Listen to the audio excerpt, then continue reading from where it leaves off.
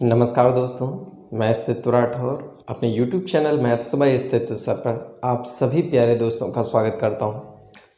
दोस्तों, जैसा कि मैंने आज आप लोगों को सुबह मैसेज किया था कि बहुत ज़्यादा तेज़ आज कानपुर में बारिश हुई है, जिस वजह से यहाँ पे पानी भर चुका था। गलियों में, सड़कों पे, हर जगह बहुत भयंकर तरीके से पानी भरा हुआ था।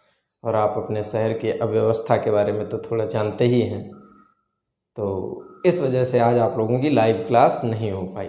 लेकिन मैंने आपसे वादा एक ये भी कर रखा है कि अगर लाइव क्लास मैं नहीं लूँगा तो रिकॉर्डेड क्लास आपको ज़रूर मिलेगी। तो आज मैं आपको ये रिकॉर्डेड वीडियो भेज रहा हूँ, तो आप लोग इस पूरे वीडियो को बहुत अच्छी तरीके से देखिएगा। और ख़ास बात यह है कि आज के वीडियो में एक नए टॉपिक की शुरुआत होने वाली है। आज मैं लाइव क्लास भी पढ़ाता तो भी एक नए टॉपिक की शुरुआत करता। तो आज का जो टॉपिक है हमारा वो है एज। बहुत छोटा सा टॉपिक है, 3-4 दिन में ख़त्म हो जाएगा, लेकिन बहुत इंटरेस्टिंग टॉपिक है। इंटरेस्टिंग इसलिए है सर कि ये अकेले मैथ में ही नहीं, आपके रीजनिंग में भी काम आता है। ठीक है, बहुत छोटे छोटे पॉइंट होंगे, आप उन छोटे छोटे पॉइंटों को आराम से तैयार कर सकते हैं। बड़े इत्मीनान के साथ समझिएगा।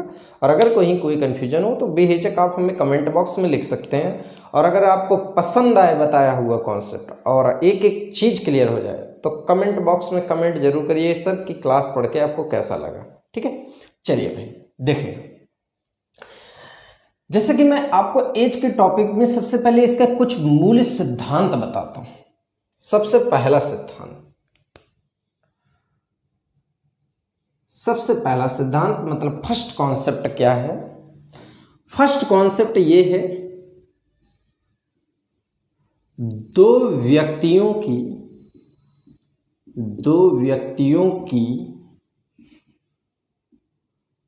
आयु का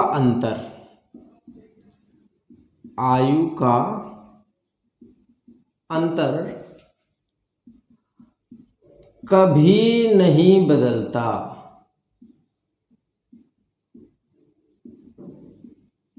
कभी नहीं बदलता। मेरी बात को आराम से समझिए सर, बहुत विशेष बात समझा रहा हूं। दो लोगों के आयु का अंतर कभी नहीं बदलता। अब एक छोटा सा उदाहरण लेते हैं, जैसे सपोज करो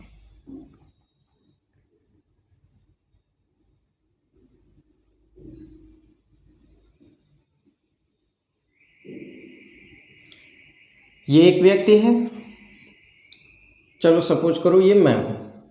कौन? मैं।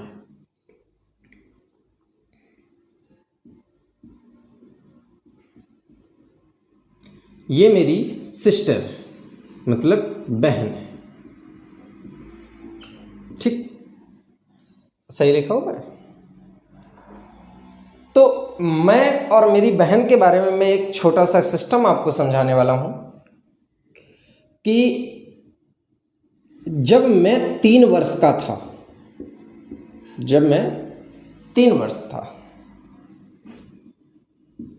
तो मेरी बहन का जन्म हुआ। बहुत आराम से समझो, जल्दी मत करना। देखो, अगर तुमने जल्दी की तो फिर सवाल गड़बड़ होना शुरू हो जाएंगे। जब मैं 3 वर्ष का था तो मेरी बहन का जन्म हुआ। अच्छा ये बताओ, इस समय मैं लॉजिकली अगर बात करूं तो लॉजिकली मेरी बहन की उम्र अगर आप यहां पे देखेंगे तो कितनी है इस समय? 0। क्यों 0 है? क्योंकि अभी अभी बहन का क्या हुआ है? जन्म हुआ है। ठीक। अच्छा जरा मुझे एक बात बताओ, जब मैं 5 वर्ष का हो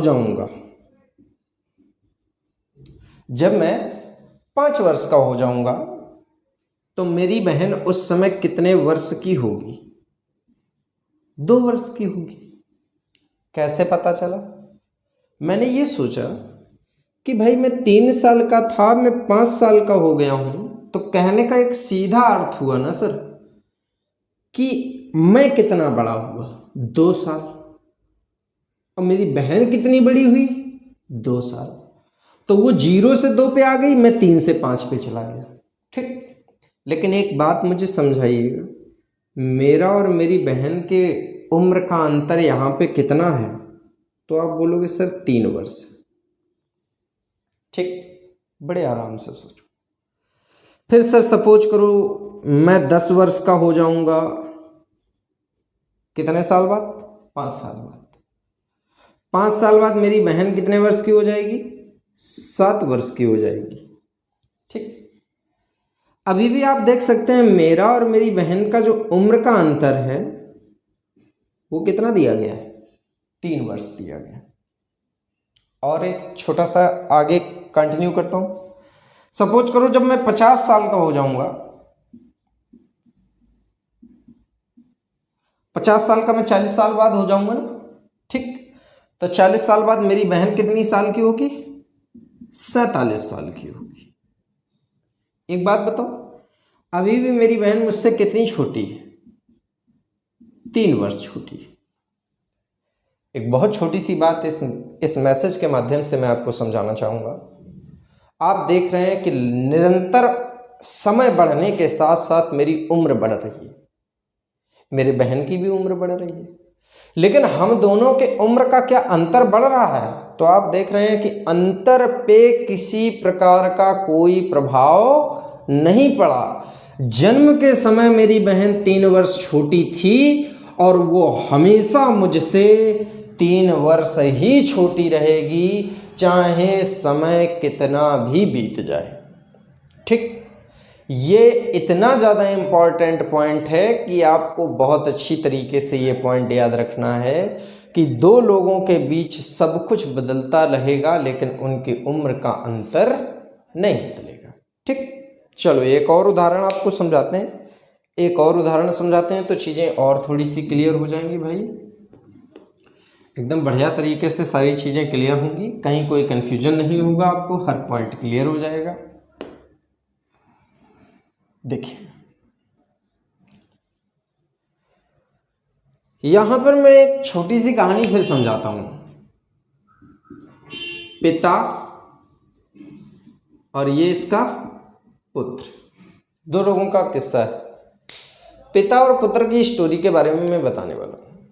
जैसे थोड़ी देर के लिए आप दिमाग लगाइएगा, मान लिया कि एक पिता 21 वर्ष का है। पिता कितने वर्ष का है? 21 वर्ष का। और जो इसका बेटा है वो 1 वर्ष का है। कितने वर्ष का है? 1 वर्ष का। बहुत आराम से समझिएगा इस स्टोरी को। पिता 21 वर्ष का है, बेटा 1 वर्ष का है। अच्छा, आप लोगों में से कई लोग ये सोच रहे होंगे कि आपकी उम्र हो सकता है 25 साल हो गई हो या किसी की उम्र 22 साल हो गई हो और अभी आपको पिता बनने का सौभाग्य ना प्राप्त हुआ हो, तो खेद मत करिएगा, जल्दी से जल्दी कोशिश करिएगा कि आपको सफलता मिल जाए ताकि आपको ये सौभाग्य भी मिले। और ये सौभाग्य तभी मिलेगा जब आपका विवाह संपन्न होगा। ठीक है, तो वो विवाह संपन्न होने वाला मुहूर्त तो आप समझते हैं ना सर, बिना नौकरी के पापा तुम्हारा विवाह भी नहीं करवाएंगे। तो इसलिए मैं आपसे कह रहा हूँ कि आप लोग बहुत अच्छी तरीके से हर टॉपिक को समझिए। देखिए ये पिता 21 वर्ष का है, इसका पुत्र 1 वर्ष का है।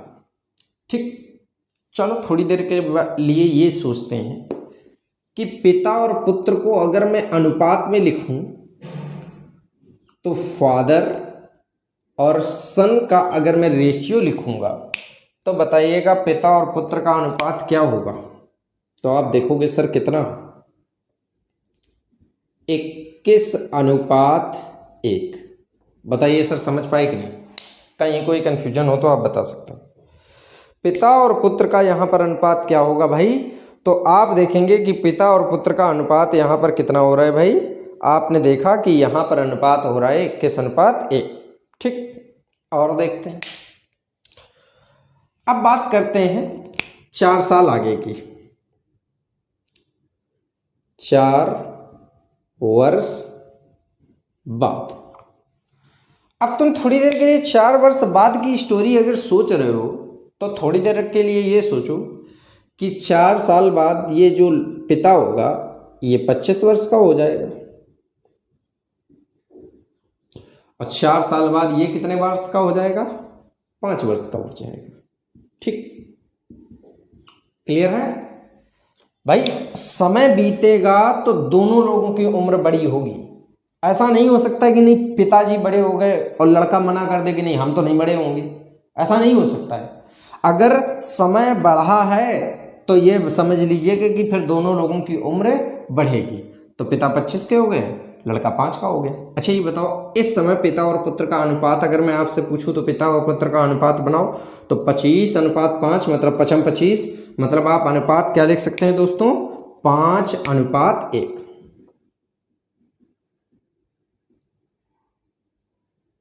बताइए समझ आ रहे कि नहीं? ठीक। और 5 साल आगे की बात करते हैं, 5 वर्ष बाद।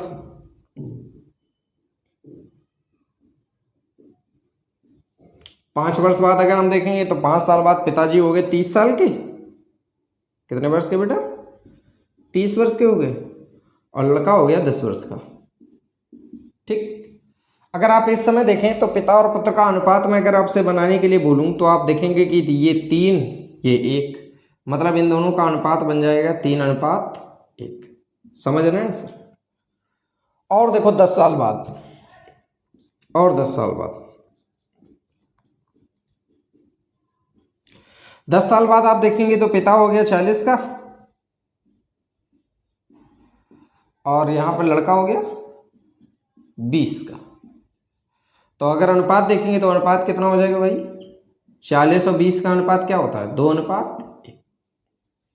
देखो अच्छा, आप एक चीज पे गौर की कि जैसे जैसे समय बीत रहा है, जैसे जैसे समय बीत रहा है, लगातार इन दोनों लोगों के अनुपात में परिवर्तन जारी है। जैसे जैसे समय बीत रहा है इन दोनों व्यक्तियों के अनुपात में परिवर्तन निरंतर जारी है। लेकिन समय बीतने के साथ जरा आप यहां पर चेक करिएगा, क्या इन दोनों लोगों के उम्र का अंतर कहीं पे भी बदला? 21 और 1 का अंतर 20, 25 5 का अंतर 20, 30 10 का अंतर 20, 40 20 का अंतर 20। आप देखिएगा कि समय बीतने के साथ साथ इन लोगों की उम्र बढ़ रही है, अनुपात बदल रहा है, लेकिन इन दो लोगों के उम्र का अंतर किसी भी स्थिति में नहीं बदल रहा। तो आपको एक विशेष बात अपने दिमाग में गौर रखनी है कि अगर कभी कहीं पे कोई भी सवाल रेशियो के कॉन्सेप्ट से आपके एग्जाम में पूछा जाता है, अगर कोई भी सवाल आपके एग्जाम में रेशियो के कॉन्सेप्ट से पूछा जाता है, तो सवाल लगाने का सिस्टम सिर्फ ये होना चाहिए कि दो लोगों के उम्र में सब कुछ बदलेगा, लेकिन दो लोगों के उम्र में सब कुछ बदलेगा लेकिन उनके आयु का अंतर कभी नहीं बदलेगा। बात समझ में आई? चलो भाई एक आध एग्जाम्पल भी करवाते हैं, थोड़ा सा एग्जाम्पल करवाएंगे तो आपका थोड़ा सा कॉन्सेप्ट क्लियर हो जाएगा। ठीक, पहला कॉन्सेप्ट मैंने क्या बताया, दो व्यक्तियों के आयु का अंतर कभी नहीं बदलता है। ठीक, बहुत ही लॉजिकल से पॉइंट हैं जिनको आपको याद रखना है, कहीं कोई डाउट नहीं होगा, आपसे मैं वादा करता हूं, केवल ध्यान दीजिएगा आप लोग। ठीक है, सारी चीजें ध्यान दीजिएगा। चलो एक आध एग्जाम्पल भी देखिएगा तो आपको चीजें समझ में आएंगी। ठीक है बेटा, आपसे कह रखा है, बहुत छोटा सा एग्जाम्पल मैं आप लोगों को दूंगा। लिखा हुआ है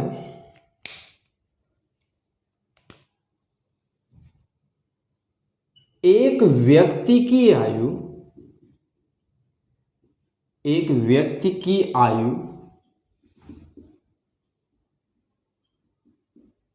अपने पुत्र की आयु का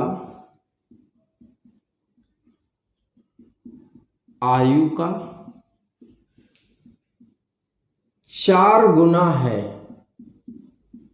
4 गुना है। देखो भाई हर चीज को बहुत ध्यान से समझना। अगर इसकी आयु 4 गुना है तो ये प्रेजेंट की बात कर रहा है प्रेजेंट को शो करता है। था होता तो पास्ट को शो करता, और होगा फ्यूचर को शो करेगा। ठीक, क्या लिखा है, एक व्यक्ति की आयु अपने पुत्र की आयु का 4 गुना है। ठीक, क्या बोला है, 10 वर्ष बाद, 10 वर्ष बाद व्यक्ति की आयु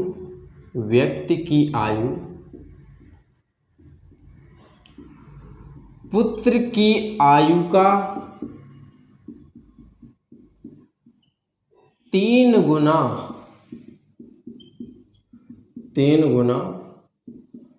हो जाएगी। कितने गुना हो जाएगी, 3 गुना हो जाएगी। ठीक, ये जानकारी है। अब यहां पे कुछ भी पूछ सकता है, पिता की उम्र ज्ञात करो, पुत्र की उम्र ज्ञात करो। चलो थोड़ी देर के लिए मैं मान लेता हूं पिता व पुत्र की वर्तमान उम्र ज्ञात करो।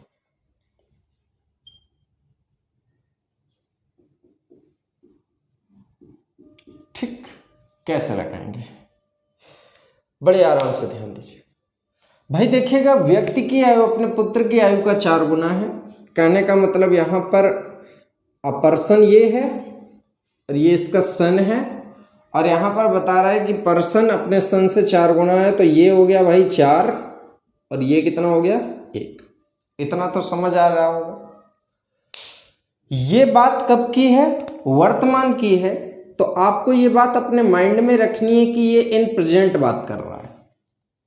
अब आगे क्या बोला, कर रखा है कि 10 वर्ष बाद व्यक्ति की आयु पुत्र की आयु की 3 गुना हो जाएगी। अब 10 वर्ष आगे की बात कर रहा है, प्लस लगा है तो आगे की बात कर रहा है। कह रहा है 10 वर्ष बाद व्यक्ति की आयु पुत्र की आयु की 3 गुना हो जाएगी, मतलब व्यक्ति 3 होगा और पिता कितना होगा, 1 होगा। ठीक, और अब हमें यहां पे किसकी उम्र बतानी है भाई, अब हमें यहां पे बतानी है किसकी उम्र, यहां पर हमें बेटा बतानी है यहां पर पिता और पुत्र की उम्र। तो जरा ध्यान दीजिएगा, अगर मैं आपको थोड़ी सी बातें समझा चुका हूं तो आपको एक बात यहां पे गौर करनी चाहिए कि यहां पर आप देखें तो पिता और पुत्र की उम्र का अंतर कितना है, तो आप देखोगे 3 है, और यहां पे देखिएगा पिता और पुत्र की उम्र का अंतर क्या है, तो आप देखोगे 2 है। तो आप देखोगे सर कि पिता और पुत्र का अंतर यहां 3 है, यहां 2 है, जबकि हम लोगों ने एक चीज सीखी है कि 2 व्यक्तियों में सब बदलेगा, लेकिन 2 व्यक्तियों की उम्र का अंतर कभी नहीं बदलेगा। तो अगर अंतर नहीं बदलेगा तो ये अंतर बराबर होना चाहिए, तो बराबर करो, तो इसमें गुणा करना पड़ेगा 2 से, तो इधर भी होगा और इधर भी होगा, और इसमें गुणा करना पड़ेगा 3 से, तो इसमें भी होगा और इसमें भी होगा। बताइए सर, समझ में आया? अब सवाल लगाना शुरू करो। देखो, व्यक्ति यहां 8 था, यहां 9 हो गया, व्यक्ति यहां 2 था, यहां 3 हो गया। अगर आप देख रहे हो तो ये भी एक बड़ा हुआ, ये भी एक बड़ा हुआ। तुम्हारे हिसाब से इन व्यक्तियों की उम्र में कितनी वृद्धि हो रही है, 1 की, लेकिन वास्तविकता में कितना समय बीत गया है, तो आप देखोगे 10 वर्ष। तो बताओ फिर इस 1 की वैल्यू आप क्या बोलोगे, 10 वर्ष। अगर 1 की वैल्यू 10 वर्ष है तो अब चाहे जहां पे निकालिएगा। पिता की उम्र यहाँ पे 8 है, तो पिता हो गया बेटा 80 वर्ष, और अगर आपसे लड़के की उम्र पूछ रहा है तो यहाँ पे 10 दूनी 20 वर्ष। बताइएगा, बात आपको समझ में आई? और एक बात सुन लीजिएगा, कई बच्चे सोचेंगे कि सर आपने यहाँ क्यों नहीं रखा। अगर बेटा तुम इस वैल्यू को यहाँ रखते तो ये जो उम्र निकलती वो कितनी निकलती, 10 साल आगे की उम्र। और हमसे प्रश्न कहाँ पे पूछा गया है, वर्तमान उम्र। तो पिता की वर्तमान उम्र 80 वर्ष और बेटे की वर्तमान उम्र 20 वर्ष। बताइएगा, बात आपको समझ में आई कि नहीं? कोई भी कंफ्यूजन हो तो आप बेहिचक हमसे शेयर कर सकते हैं। बात एकदम क्लियर है? चलो भाई, बहुत अच्छी बात। एक एग्जाम्पल और करते हैं, तो थोड़ी सी बातें और बेहतर समझ में आएंगी। ठीक है भाई? हाँ, आप लोग बिल्कुल टेंशन मत लीजिएगा, कहीं कोई पॉइंट में अगर कंफ्यूजन होगा तो मैं आपको तुरंत हर एक पॉइंट के बारे में बताऊंगा, केवल आपको ध्यान देने की आवश्यकता है। ठीक है,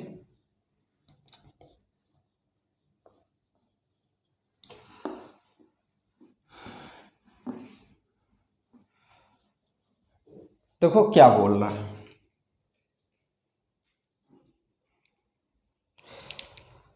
आपसे कह रखा है इस सवाल में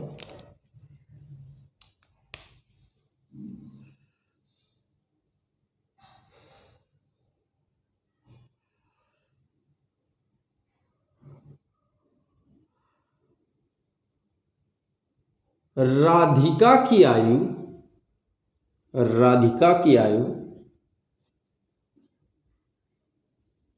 अपनी पुत्री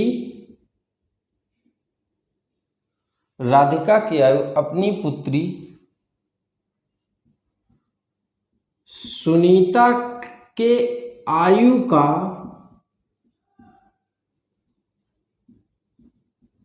3 गुना है। कितना है भाई? 3 गुना। राधिका की आयु अपनी पुत्री सुनीता की आयु का 3 गुना है। ठीक,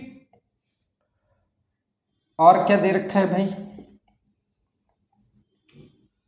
क्या रखा है?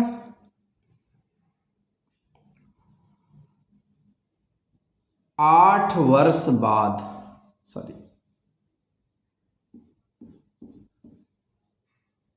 10 वर्ष बाद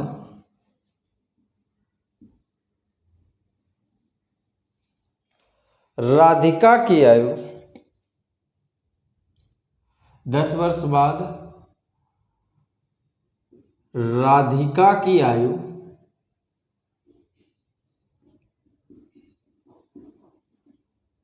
अपनी पुत्री से 2 गुनी हो जाएगी।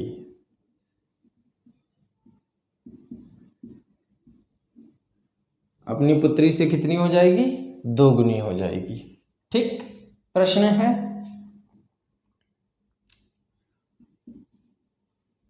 राधिका की आयु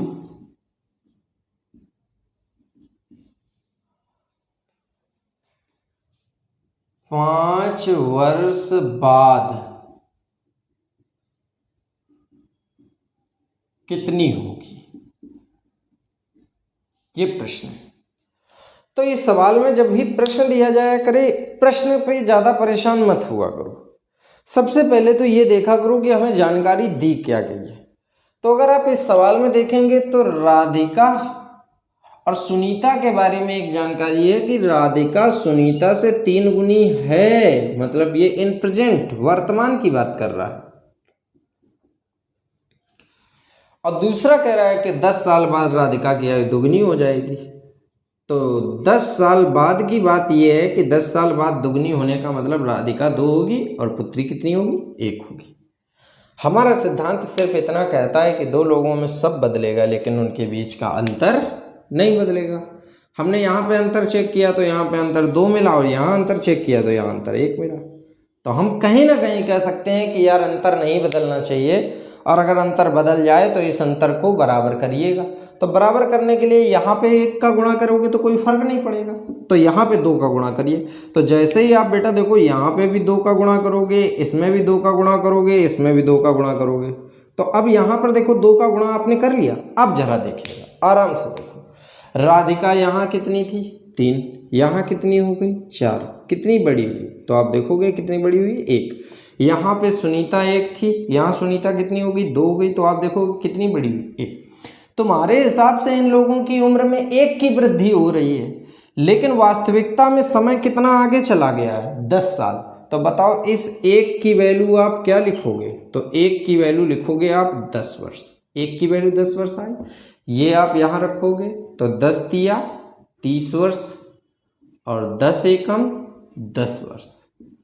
ठीक, अच्छा ये बताओ, ये 30 वर्ष राधिका की वर्तमान उम्र है और ये 10 वर्ष सुनीता की वर्तमान उम्र है। लेकिन प्रश्न क्या है? राधिका की आयु 5 साल बाद कितनी होगी? एक बात बताओ, राधिका वर्तमान में तो 30 साल की है, लेकिन हमसे बेटा उम्र पूछी गई है 5 साल बाद, तो 5 साल बाद उम्र पूछी गई तो इसको 5 साल और बड़ा कर दो। इसका मतलब राधिका की 5 वर्ष बाद उम्र कितने वर्ष होगी, तो आप देखोगे 35 वर्ष होगी। बताइए सर कॉन्सेप्ट समझ में आ रहा है? सवाल जिस समय आप ये कॉन्सेप्ट सीख जाओगे सर, तो सवाल लगाने में आपको बिल्कुल भी समय नहीं लगेगा।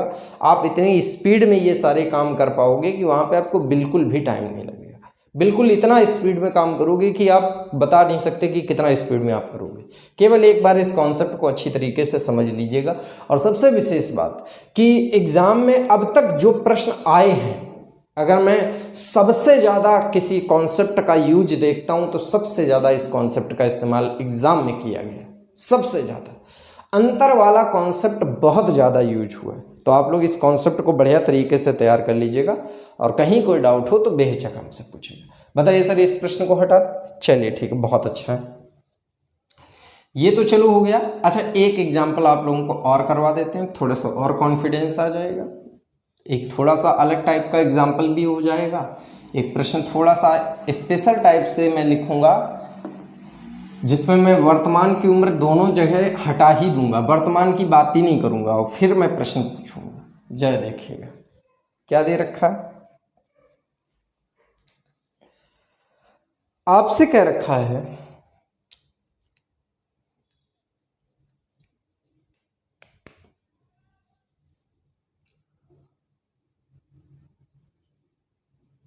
10 वर्ष पूर्व, 10 वर्ष पूर्व ए की आयु बी से 4 गुना थी। 10 वर्ष पूर्व ए की आयु बी से 4 गुना थी।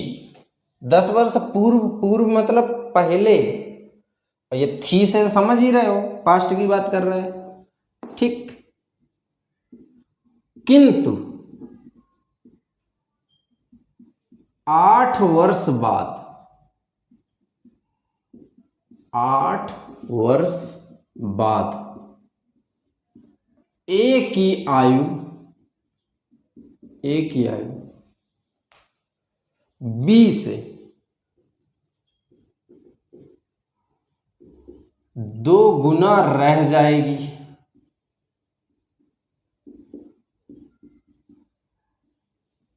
क्या है? 8 वर्ष बाद ए की आयु बी से 2 गुना रह जाएगी। तो ए व बी की वर्तमान आयु में अनुपात ज्ञात करो। अनुपात पूछ सकता है या ए व बी की वर्तमान आयु भी पूछ सकता है। चलो भाई लगाइएगा आराम से। सबसे पहले एक बात बताओ, कौन कौन है इस प्रश्न में? तो आप देखोगे ए और बी, 2 प्राणी। कौन कौन है? ए और बी, 2 लोगों के बारे में जिक्र किया गया है। और 2 लोगों के बारे में बेटा बताया क्या गया है कि 10 साल पहले, पहले मतलब माइनस, ए बी से 4 गुना था, मतलब ये 4 था, ये 1 था। और 8 वर्ष बाद, बाद मतलब आगे, 2 गुना रह जाएगा, मतलब ये 2 होगा, ये 1 होगा, ठीक। अच्छा यहां पर विशेष तरीके से अगर आप गौर करें तो हमने आपसे क्या कहा था कि 2 लोगों में सब बदलेगा लेकिन अंतर नहीं बदलेगा। यहां पे अंतर 3 का है और यहां पे अंतर 1 का है। कहने का मतलब अंतर नहीं बदलना चाहिए, लेकिन यहां पे तो अंतर बदल गया। तो जब अंतर बदल गया है तो अंतर को बराबर करने के लिए 1 का गुणा ऊपर करो और 3 का गुणा नीचे। तो यहाँ पे 1 का गुणा कोई मतलब नहीं है, तो 3 का गुणा कर लो। तो इधर 3, इधर 3, इधर 3, गुणा कर लिया। अब देखिए जरा यहाँ पर गौर से देखिएगा, तो यहाँ पर देखेंगे ए यहाँ कितना था, 4 था। यहाँ कितना हो जाएगा? 6 हो जाएगा। कितना बढ़ेगा? 2 बढ़ेगा। बी यहाँ कितना था? 1 था। कितना हो जाएगा? 3 हो जाएगा। कितना बढ़ेगा? 2 बढ़ेगा, ठीक। एक बात बताओ, तुम्हारे हिसाब से इन लोगों की उम्र कितनी बढ़ रही है? तो आप बोलोगे सर 2 बढ़ रही है। लेकिन गौर से इधर देखो, तुम समय कहां से कहां ले गए। तुम 10 साल पीछे से 8 साल आगे ले गए, तो टोटल अगर देखोगे तो 18 साल का टाइम ड्यूरेशन यहां पर तुमने कंप्लीट किया। भाई 10 साल पीछे से 8 साल आगे निकल गए तो 18 साल चले। तुम्हारे हिसाब से इस 2 की वैल्यू बेटा कितनी होगी? तो इस 2 की वैल्यू होगी 18। तो जब 2 की वैल्यू 18 होगी तो जब आप सॉल्व करेंगे तो 1 की वैल्यू भैया मेरे कितनी मिली? 9। कितनी मिली? 9। 1 की वैल्यू आपको 9 मिल गई। अब जब भैया 1 की वैल्यू आपको 9 मिल गई तो ये उम्र आप इन दोनों में कहीं पे भी रख सकते हो। तो 1 की वैल्यू 9, तो यहां रखोगे तो 9 चौको 36 वर्ष, और यहां रखोगे तो 9 एकम 9 वर्ष। ठीक, मुझे सिर्फ एक छोटी सी बात समझानी है आप लोगों को। कई बच्चे वहां पे जल्दबाजी में क्या करते हैं कि इस सवाल को उत्तर समझ लेते हैं, लेकिन ध्यान दीजिएगा, ये जो 36 साल और 9 साल आपने उम्र निकाली है वो उम्र 10 साल पीछे की उम्र है, मतलब 10 साल पीछे की। तो अगर आपको ए व बी की वर्तमान उम्र चाहिए तो याद रखिएगा, ए और बी की वर्तमान उम्र बताने के लिए आपको इसकी उम्र भी 10 साल बढ़ानी पड़ेगी, इसकी उम्र भी 10 साल बढ़ानी पड़ेगी। मतलब अगर मैं वर्तमान में बात करूं तो वर्तमान में ये होगा 46 वर्ष और बेटा ये होगा 19 वर्ष। तो अगर आप अनुपात भी बनाएंगे तो भी अनुपात भी 46:19 आएगा, और जो इनकी उम्र है वो ए की उम्र 46 वर्ष है, बी की उम्र 19 वर्ष है। तो मैं उम्मीद करता हूं कि आपको ये अंतर वाला कॉन्सेप्ट एकदम बढ़िया तरीके से क्लियर हो गया होगा और आपको कहीं किसी प्रकार का कोई भी कंफ्यूजन नहीं हुआ होगा। समझ गए ना मेरी बात? बहुत अच्छे तरीके से आप लोग चीज़ों को समझ रहे हैं। बस इसी तरीके से बेटा समझते जाइएगा। अगर आप इसी तरीके से सारे पॉइंट्स को समझते गए तो फिर आपको कभी किसी भी प्रकार के प्रश्न में कोई भी दिक्कत नहीं आएगी। ठीक है बच्चों, चलो भाई अब इसको हटाते हैं।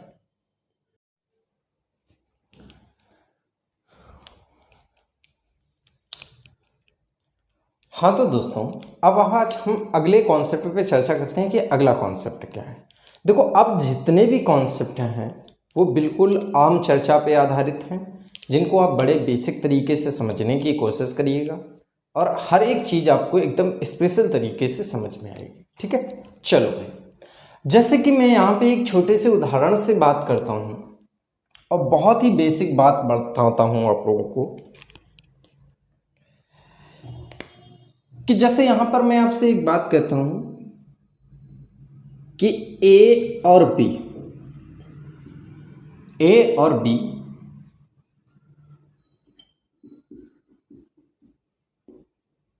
कि आयु का योग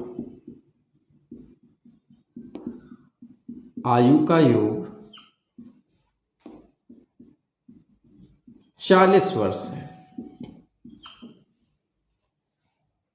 ए और बी की आयु का योग 40 वर्ष है।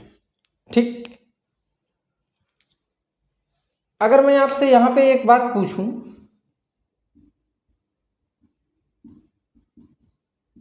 दस वर्ष बाद योग ज्ञात करो, 10 वर्ष बाद योग बताओ, तो कई बच्चों के दिमाग में तुरंत क्या आता है? अच्छा 40 साल है, 10 साल बाद पूछ रहे हैं, 40 10 50 कर देते हैं।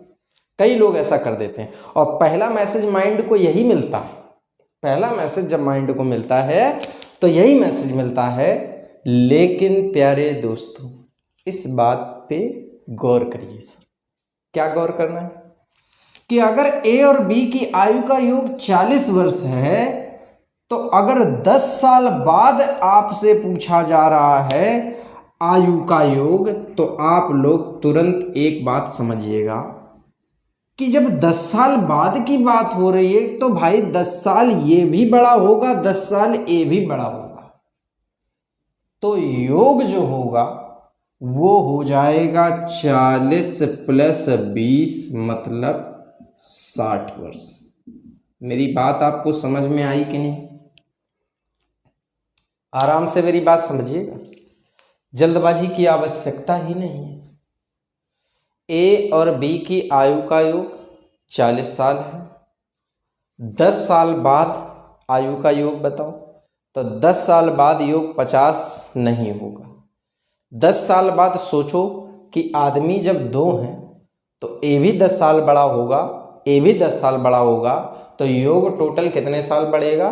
20 साल बढ़ेगा। तो 10 साल बाद जो योग होगा वो कितने वर्ष होगा? 60 वर्ष होगा। कई बार ये मैसेज बच्चों को सवाल के बीच में समझ में नहीं आता है, इसलिए मैं ये आपको अलग से बात समझा रहा हूँ। और एक उदाहरण और समझिए, जब आपको पूर्णतया चीज़ें समझ में आ जाएं तभी मैं आपको अच्छी तरीके से समझा हुआ मानूंगा कि आपको चीज़ें समझ में आ रही हैं। ठीक है,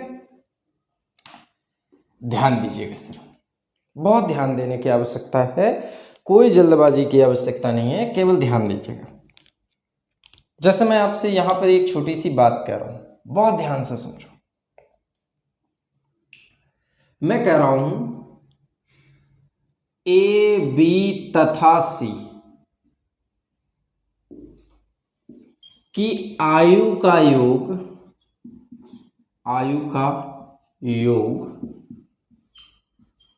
60 वर्ष है। आयु का योग कितना है? 60 वर्ष। ठीक, अब मैं आपसे कह रहा हूं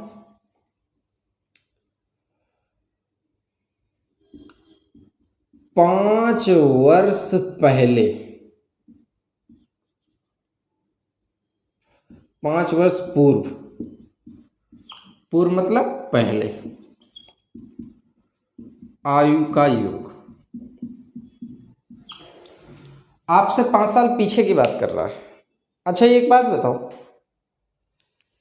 ए बी सी की आयु का योग 60 साल है और कह रहा है 5 वर्ष पूर्व इनकी आयु का योग बताओ, मतलब 5 साल पहले इनकी आयु का योग आपको बताना है। तो 5 साल पहले का योग बताने के लिए आपको 5 साल पीछे जाना पड़ेगा। तो जब आप 5 साल पीछे जाएंगे तो इसमें 60 में 5 कम करके 55 मत लिखना, पहले ये देखना कि लोग कितने हैं। तो आप देखोगे कि लोग हैं 3, 1 2 3। तो जब 3 लोग हैं तो 3 लोगों में ए भी 5 साल पीछे जाएगा, ए भी 5 साल पीछे जाएगा, ए भी 5 साल पीछे जाएगा, तो टोटल समय कितना साल पीछे जाएगा? 15 साल पीछे। तो जब समय 15 वर्ष पीछे जाएगा तो 15 वर्ष पीछे जाने पर बताइएगा योग आपका कितना बचा? 45 वर्ष। बताइएगा बात आपको समझ में आ गई है? योग को चाहे आगे बढ़ाओ चाहे पीछे घटाओ, सबसे पहले यह देखा जाता है कि वहां पर कैंडिडेट कितने दिए गए। अगर बड़े होंगे तो सभी कैंडिडेट बड़े होंगे और अगर छोटे होंगे तो सभी कैंडिडेट छोटे होंगे। जैसे कि एक यहाँ पे एक बात आप मुझे और बताइए, जैसे सपोज करो मैं आपसे यहाँ पर 5 साल पूर्व की नहीं बात कर रहा हूँ, चलो भाई मैं आपसे यहाँ पे कह रहा हूँ कि ए बी सी की आयु का योग 60 वर्ष है। 10 वर्ष बाद योग क्या होगा? 10 वर्ष बाद योग क्या होगा? योग क्या होगा? तो जो पहला मैसेज मिलता है 60 10 70 वाला, वो मैसेज गलत मिलता है। दिमाग लगाइएगा सर, जब 10 साल बाद की बात हो रही है तो 10 साल बाद ए भी 10 बड़ा होगा, ए भी 10 बड़ा होगा, ए भी 10 बड़ा होगा, तो टोटल जो योग में वृद्धि होगी वो कितने साल की वृद्धि होगी? तो आप देखोगे 30 साल की वृद्धि होगी। इसका मतलब योग हो जाएगा कितने वर्ष? 90 वर्ष। बताइएगा बात समझ में आई कि नहीं? आप मेरी बात को बहुत आराम से समझिएगा, क्योंकि जिस समय ये सवाल के बीच में मैं अप्लाई कर रहा होता हूँ उस समय सवाल का इतना अपना प्रेशर होता है, वहाँ पे अकेले ये बात नहीं लिखी होगी, वहाँ पे इस सवाल के साथ 3-4 बातें और लिखी होंगी जिन पे आपको दिमाग लगाना पड़ेगा। तो जब आप वहाँ पे उन पे दिमाग लगा रहे होगे तो हो सकता है कि यहाँ पे गौर ना कर पाओ। तो ये बात आप बहुत आराम से समझ लीजिएगा सर, कि जब योग बढ़ता है तो सबका 10-10 साल बढ़ेगा। तो जब सबका 10-10 साल बढ़ेगा तो टोटल योग में कितनी की वृद्धि होगी? 30 की। इसका मतलब 10 साल बाद योग कितने साल होगा? 90 साल होगा। बात आपको समझ में आ गई? बहुत अच्छी बात। ये बात आपको बहुत विशेष तरीके से समझनी है, ठीक। अच्छा बच्चों, एक मैं आप लोगों को बहुत महत्वपूर्ण मैसेज देना भूल गया हूँ। वैसे तो ये मैसेज मुझे शुरू में ही आप लोगों को बता देना चाहिए था, लेकिन ये मैसेज मैं आप लोगों को इसलिए बताना चाहता हूँ ताकि आप जितने भी बच्चे मेरे से इस समय प्रेजेंट टाइम में पढ़ रहे हैं उनको किसी भी प्रकार की कोई असुविधा ना हो, आराम से वो मेरी क्लास को कम फीस में पढ़ सकें। देखिएगा बच्चों, लगभग अप्रॉक्स में अभी तो ये कंफर्म हो के नहीं कह सकता, लेकिन बस ये है कि लगभग सितंबर या अक्टूबर के आसपास कोचिंग खुल जाएंगी। जो ऑफलाइन कोचिंग हैं वो भी खुल जाएंगी संभवतः। मैं कंफर्म होकर मैंने फिर से मैं रिपीट करना चाहता हूँ, मेरी बात को अफवाह के रूप में मत फैलाना। सिर्फ मैं एक गैस कर रहा हूँ, जिस हिसाब से एक लगातार कोरोना वायरस में सुधार चल रहा है उसको देखते हुए मुझे ऐसा लगता है कि बहुत जल्द गवर्नमेंट शिक्षा की ओर भी ध्यान देगी और हो सकता है लॉकडाउन के अनलॉक के अगले चरण में स्कूल, कॉलेज और कोचिंगों पे ध्यान दिया जाए, ठीक। तो लगभग मेरी एक उम्मीद है कि सितंबर अक्टूबर के आसपास कोचिंग खुल जाने की संभावना है, ठीक। तो इस संभावना के मद्देनज़र हमें ऑफलाइन और ऑनलाइन दोनों ही फीस में लगभग समानता रखनी पड़ेगी, क्योंकि नहीं तो बच्चों के बहुत सारे कंप्लेन हो जाएंगे कि सर आप ऑफलाइन फीस इतनी लेते हैं, ऑनलाइन फीस ये लेते हैं। तो इसलिए सितंबर महीने से आपके इस ऑनलाइन बैच की फीस बढ़ा दी जाएगी। और क्या रखी जाएगी ये तो मैं अभी आपको आइडिया नहीं दे सकता हूँ, लेकिन हाँ आप एक आइडिया ये ले सकते हैं कि लगभग ये ऑफलाइन फीस के आसपास होगी, थोड़ा बहुत नीचे होगी, लेकिन ऑफलाइन फीस के लगभग समतुल्य हुई होगी, ताकि ऑफलाइन और ऑनलाइन के बच्चों में हर प्रकार से समानता रखी जा सके।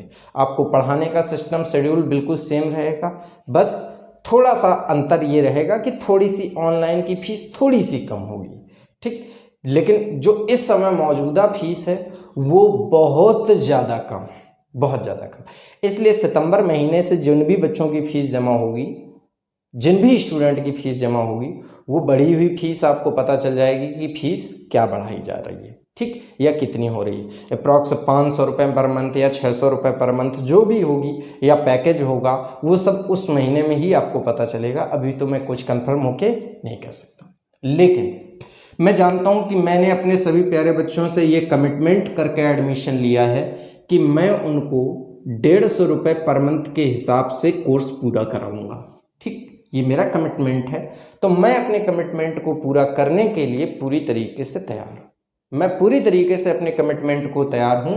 लगभग ये मान के चलिए आपका बैच ये अगस्त का महीना चल रहा है इस समय, और शायद ये बैच जो स्टार्ट हुआ था आप लोगों का, ये बैच आपका स्टार्ट हुआ था जाके 2 महीने पहले, ठीक है। 22 अगस्त को 2 महीने कंप्लीट हो जाएंगे, और ये बैच जो है ये 22 दिसंबर तक इस बैच का सिलेबस भी लगभग कंप्लीट हो जाएगा।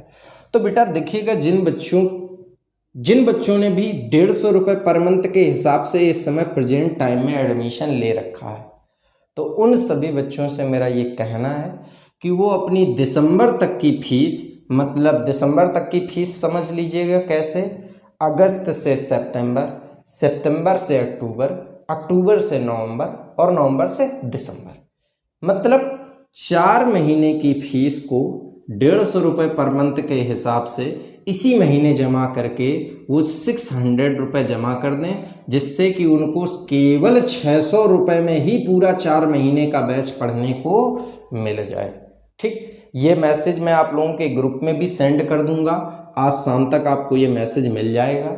लेकिन मेरा ये कर्तव्य बनता है कि मैं आपको ये सभी बच्चों को ये मैसेज दे दूं कि फीस आप लोगों की सितंबर माह से बढ़ा दी जाएगी बेटा, ठीक है। आप देखिएगा, मैं तो इतना बढ़िया आपको मैथमेटिक्स का सब्जेक्ट पढ़ा रहा हूँ, मैं देख रहा हूँ कि जो लोग बहुत नॉर्मल से सब्जेक्ट पढ़ा रहे हैं, ठीक है, जीएस हुआ, रीजनिंग हुआ, हाँ, मतलब जिन सब्जेक्टों को एक ज़माने में मैं याद करता हूँ, मैं अपने एक टाइम की याद करता हूँ, 2011 के टाइम पे रीजनिंग की कोचिंग नहीं होती थी बेटा, रीजनिंग की कोई कोचिंग भी नहीं पढ़ता था, और कोई ऐसा बच्चा नहीं होता था कि रीजनिंग में फेल हो जाए। आज भी अगर बच्चा मन से पढ़े तो रीजनिंग में उसे किसी की आवश्यकता नहीं है। रीजनिंग एक तार्किक विषय होता है, अगर आपको सही तरीके से दिमाग चलाना आता है। मेरे मैथ के बहुत से बच्चे जानते भी हैं कि मैथ में अगर उनका दिमाग सही चलता है तो वो रीजनिंग अच्छी तरीके से कर सकते हैं, ठीक है, और आराम से वो अपनी रीजनिंग खुद से तैयार कर सकते हैं। मैंने आज तक रीजनिंग नहीं पढ़ा मैं अपना, लेकिन मैं आपसे ये नहीं कह रहा कि आप रीजनिंग मत पढ़िए, मैं सिर्फ इतना बता रहा हूँ रीजनिंग जैसे सब्जेक्ट के टीचर बहुत ही प्राइम फीस रख रहे हैं, बहुत ही ज़्यादा उनकी मतलब महंगी फीस है। उस नज़रिए से हमारी फीस तो ना के बराबर है। तो आप लोगों से मैं ये कहना चाहूँगा कि आप लोग इस नॉर्मल सी फीस को पे कर दीजिएगा, ताकि आपको सितंबर महीने में जो फीस बढ़ाई जाए उसका बोझ आपके ऊपर ना आए। आप आराम से फीस पे करके अपनी पढ़ाई को कंटिन्यू कर सकते हैं, मात्र 600 रुपये। और इसके अलावा सितंबर महीने से जो मेरी फीस होगी वो सितंबर महीने में होने वाले सभी नए एडमिशन पे लागू हो जाएगी। और एक बात, अगर आपका कोई यार मित्र दोस्त है तो उसे भी आप सजेस्ट कर दीजिएगा कि ये एक उसके लिए बहुत ही सुनहरा अवसर है कि वो सस्ती से सस्ती फीस इस महीने जमा करके अपना एडमिशन दिसंबर तक तैयार करवा ले, ताकि केवल और केवल 600 रुपये में वो दिसंबर तक आराम से कोचिंग पढ़ ले मुझसे। जो भी स्टूडेंट पढ़ना चाहे, सितंबर से आपकी फ़ीस जो होगी वो आपको पता चल जाएगी बेटा। और जो लोग ये चाहते हैं कि वो 150 रुपये के हिसाब से जमा करेंगे, तो अगर आपने इस महीने 150 रुपये जमा की तो सितंबर महीने में जब आप फीस जमा करेंगे बेटा, तो फिर आपकी फ़ीस वही लगेगी जो सितंबर महीने की फ़ीस निर्धारित की जाएगी। तो इसलिए मैं आप सभी लोगों को पहले से सजेस्ट कर दे रहा हूं कि आप लोग ये फीस जमा कर दें इस महीने, ताकि आपका मैं दिसंबर तक पूरा क्लीन चिट आपको दे दूं और आप रिलैक्स होकर पढ़ाई अपनी कर सकें, ठीक है। क्योंकि मैंने कल विचार किया कि बच्चों के ऊपर अगर मैं सितंबर में फीस बढ़ा दूंगा तो बच्चों के ऊपर एक एक्स्ट्रा बर्डन आ जाएगा, और कई बच्चे मेरे से ये कंप्लेन करने लगेंगे कि सर अब आपने कहा था कि आप 150 रुपये में पढ़ाएंगे और आपने अब हमें ज़्यादा फीस बता रहे हैं, 600 रुपये बता रहे हैं या 800 रुपये मंथली बता रहे हैं, तो वो बहुत महंगी हो जाएगी। तो मैं आपको पहले से सजेस्ट करूंगा कि आप 150 के हिसाब से 4 महीने की फीस पे कर दीजिएगा और आराम से पढ़िएगा सर, आप लोग रिलैक्स होके, ठीक है। ये एक छोटा सा संदेश था आप लोगों के लिए, आपके फ़ायदे के लिए, ठीक है भाई। चलो भाई, बहुत अच्छी बात है, आप लोग समझदार हैं, सच सारी चीज़ों को समझ गए होंगे सर। अब देखते हैं बेटे, यहाँ पर देखिएगा, ये तो मैंने आपके आयु के योग के विषय में बात कर ली। अब आयु के अंतर के विषय में मैं आपको बताना चाहूंगा कि आयु का अंतर कह रहा हूं, आयु का अंतर तो पहले बता चुका हूं कि आयु का अंतर कभी नहीं बदलता है। अब देखिएगा औसत के विषय में बात करते हैं। मैंने लिखा ए, बी तथा सी की आयु का औसत, की औसत आयु, औसत आयु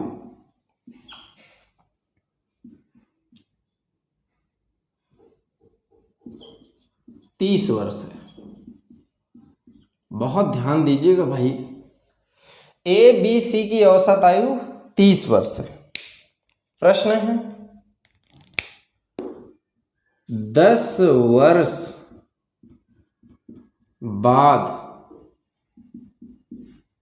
औसत आयु क्या होगी? ध्यान दीजिएगा, बहुत आराम से समझिएगा सर। ए बी तथा सी की औसत आयु 30 वर्ष है और 10 वर्ष बाद औसत आयु क्या होगी? तो अगर आप 10 वर्ष बाद औसत आयु की बात कर रहे हैं तो 30 साल उम्र यहां पे दी गई है, और आपसे 10 साल बाद औसत की बात कर रहा है तो 10 साल बाद औसत उम्र होगी 40 वर्ष। आदमी चाहे 3 हो, 4 हो, 10 हो, 100 हो, 200 हो, 1000 हो, लेकिन औसत में सिर्फ उतनी ही वृद्धि होती है जितना समय आगे जाता है। अगर समय 5 साल आगे जाएगा तो औसत 5 साल बढ़ेगा, अगर समय 4 साल पीछे जाएगा तो औसत 4 साल ही घटेगा। बात समझ रहे हैं? योग में आपको देखना क्या था, जितने व्यक्ति हैं उतना ही बढ़ता था अलग अलग करके, लेकिन औसत में ऐसा कोई भी परेशानी का विषय नहीं है। औसत में सिर्फ आपको याद इतना रखना है कि जितना समय आगे जाएगा उतना ही औसत आपका बढ़ा दिया जाएगा। तो जैसे एक एग्जांपल आप लोगों से और मैं पूछूं तो यहाँ पर मेरी बात को आप लोग समझिएगा, बहुत आराम से समझिएगा। जैसे मैं यहाँ पर आपसे सिर्फ इतना कह दूं, ए बी की औसत आयु 64 वर्ष है। ठीक, कितनी है भाई? 64 वर्ष। अब मैं आपसे कहूं कि यहाँ पर बताओ 6 वर्ष बाद औसत आयु, तो बताओ आपको कुछ भी दिमाग लगाने की जरूरत है? नहीं, सीधे 6 जोड़ो 70 वर्ष हो गया। बताइएगा बात समझ में आ रही है आपको?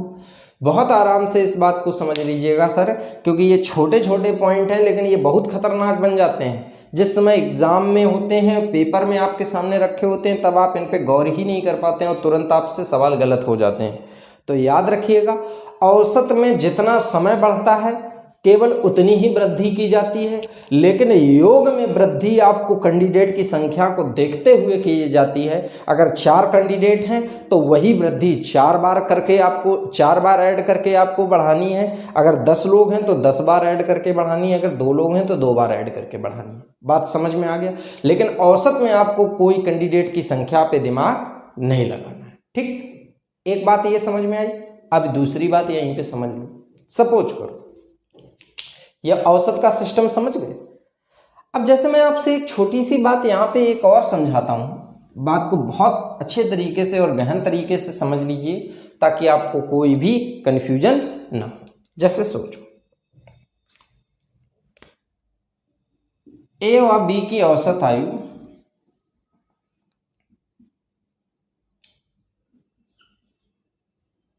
32 वर्ष, चलो 35 मान लेते हैं, 35 वर्ष। ठीक, क्या है? औसत है। कितने लोगों की है? 2 लोगों की। अच्छा, अगर मैं यहां से आपसे a + b पूछूं तो मतलब मैं आपसे इनका योग जानना चाहता हूं, तो योग कैसे निकालोगे? थोड़ा कॉमन सेंस लगाना। औसत का मतलब क्या होता है? ए व बी की औसत आयु 35 साल है। इसका मतलब ए भी 35 साल का है और बी भी 35 साल का है। तो अगर आप यहाँ पर ए और बी के बारे में बात करेंगे तो ए व बी के बारे में बात करेंगे तो यहाँ पे 35 70 वर्ष हो जाएगा। बताइएगा बात आपको समझ में आ रही कि नहीं आ रही? कोई दिक्कत आ रही हो तो बेहिचक आप मुझे बताइए। आराम से आप समझ सकते हैं ए व बी की औसत आयु तुरंत कितनी हो जाएगी? 70 वर्ष हो जाएगी। दिमाग लगाइएगा भाई, थोड़ा सा एक छोटा सा दिमाग और लगाइएगा। बहुत आराम से आप चीज़ों को समझिएगा, केवल हर पॉइंट को अच्छी तरीके से समझने की कोशिश करिए। जैसे सपोज करो ए बी तथा सी की औसत आयु 30 वर्ष। अब मैं आपसे पूछूं a + b + c, इसका मतलब क्या है? मतलब तीनों का योग चाहिए। अब एक बात बताओ, यहाँ पे ए भी 30 साल, ए भी 30 साल, ए भी 30 साल, तो जब तीनों 30 साल के हो गए तो लोग हो गए 3। तो बताओ अगर मैं आपसे यहाँ पे इसका योग पूछूं तो गुणा 3 करोगे, 30 तिया 90। मतलब अगर आपको कभी औसत से योग निकालना पड़ जाए तो जितने कैंडिडेट हैं आप उनका गुणा करके तुरंत उसमें लिखोगे तो तुरंत आपको क्या मिल जाएगा? योग। 2 लोगों के औसत में 2 का गुणा करते ही दोनों का योग आ जाता है। 3 लोगों के औसत में 3 का गुणा करते ही तीनों का योग आ जाता है। 4 लोगों के औसत में 4 का गुणा करते ही चारों का योग आ जाता है। तो आप इस कॉन्सेप्ट को अच्छी तरीके से समझ गए होंगे कि ये किस तरीके से प्रश्न बनाए जाएंगे, कैसे आपसे प्रश्न किए जाएंगे, तो आपको चीज़ें बहुत बेहतर तरीके से समझ में आ रही होंगी। बस आपको इसी तरीके से हर एक पॉइंट को समझना है और आपको कहीं कोई किसी प्रकार का कोई कन्फ्यूजन नहीं होगा। ठीक है, चलिए भाई, बहुत अच्छा है, इसको हटा देते हैं। चलिए अब यहाँ पर देखते हैं अगला पॉइंट क्या है। जब अगला पॉइंट देखिएगा, अगला पॉइंट आपको बहुत अच्छी तरीके से समझना है और अगर उस पॉइंट में आपको कोई कंफ्यूजन हो तो बेहिचक मुझे अब बताइएगा। देखिए, मैं आपको सबसे पहले तीनों पॉइंटों के बारे में बता देना चाहता हूं। जो 3 पॉइंट मैंने आज आपको समझाए, पहला पॉइंट क्या समझा है? 2 लोगों की उम्र का अंतर कभी नहीं बदलता है। 2 लोगों की उम्र का अंतर कभी नहीं बदलता है। अनुपात चाहे जितना दिया जाए आप उस अंतर को बराबर करके सवाल को सॉल्व करेंगे। दूसरा कॉन्सेप्ट मैंने क्या बताया? 2 लोगों के आयु का जो योग होता है, अगर योग आगे या पीछे का योग पूछा जाता है तो सिर्फ आपको कैंडिडेट की संख्या पहले देखनी है। अगर 2 लोग हैं तो 2 लोगों के हिसाब से बढ़ेगा योग, अगर 3 लोग हैं तो 3 के हिसाब से बढ़ेगा योग। तीसरा पॉइंट क्या, औसत में चाहे आगे का औसत पूछे चाहे पीछे का औसत पूछे, जितने साल आगे का पूछेगा उतना आप प्लस कर देंगे, जितना पीछे का पूछेगा उतना आप माइनस कर देंगे। आपको ये तीनों पॉइंट अच्छी तरीके से तैयार कर लेने हैं। अब देखिएगा सर, आज की क्लास में मैं यहीं तक रखूंगा, आज की क्लास में ज़्यादा नहीं आपको आगे ले जा रहा हूँ सर, क्योंकि कल जब मैं लाइव क्लास लूँगा आके तब आप लोगों को बेहतर तरीके से सारे सवालों पर प्रैक्टिस होगी। और आज मैं आपको इन क्लासों पे मतलब इन तीनों कॉन्सेप्टों के साथ यहीं पे छोड़ रहा हूँ। तो आप लोग मेरी सभी बातों को बहुत अच्छी तरीके से समझ गए होंगे और उम्मीद करता हूँ आपको हर एक कॉन्सेप्ट बढ़िया तरीके से क्लियर हो गया होगा। ठीक है, और मेरी फीस वाली बात को आप लोग ज़रूर समझ लीजिएगा, क्योंकि वो आपके हित में है और आपके फ़ायदे के लिए मैं बात कर रहा हूँ, ताकि आपको किसी भी प्रकार से कोई नुकसान ना हो और आपको ये ना कहना पड़े कि सर आपने कमिटमेंट तोड़ा और आपने ये कहा था कि 150 के हिसाब से आप हमसे फ़ीस लेंगे, लेकिन आपने हमसे फ़ीस ज़्यादा ले रहे हैं। तो आप सभी बच्चों के जितने भी स्टूडेंट हैं वो सभी लोग तुरंत अपना 600 जमा करके 4 महीने का एडमिशन करवा लें, ताकि उनको किसी प्रकार की कोई असुविधा ना हो। और दिसंबर तक वैसे भी आपका सिलेबस कंप्लीट हो जाएगा, क्योंकि अब इस एज के टॉपिक को ख़त्म करने के बाद देखिएगा सर, एज के टॉपिक को ख़त्म करने के बाद लगभग ये बेसिक वाले जो टॉपिक हैं ये आपके लगभग कंप्लीट हो जाएंगे। अगर मैं आपको बता दूं तो मैंने सबसे पहले आपको कार्य समय पढ़ाया, कार्य समय के साथ साथ मैंने आपको इसमें एक टॉपिक और पढ़ा दिया था, चैन रूल वाला, जो आदमी औरतों वाला सवाल होता है। ठीक, इसके अलावा मैंने आपको दूसरा टॉपिक जो पढ़ाया वो आपको पाइप टंकी पढ़ाया। ठीक, पाइप टंकी भी पूरी तरीके से आपका कंप्लीट हो गया। फिर मैंने आपको अनुपात पढ़ाया, साझेदारी, फिर लासा मासा।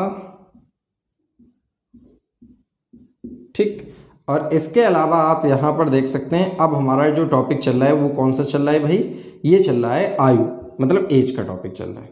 ठीक, तो ये टॉपिक हमारे इस समय चल रहे हैं।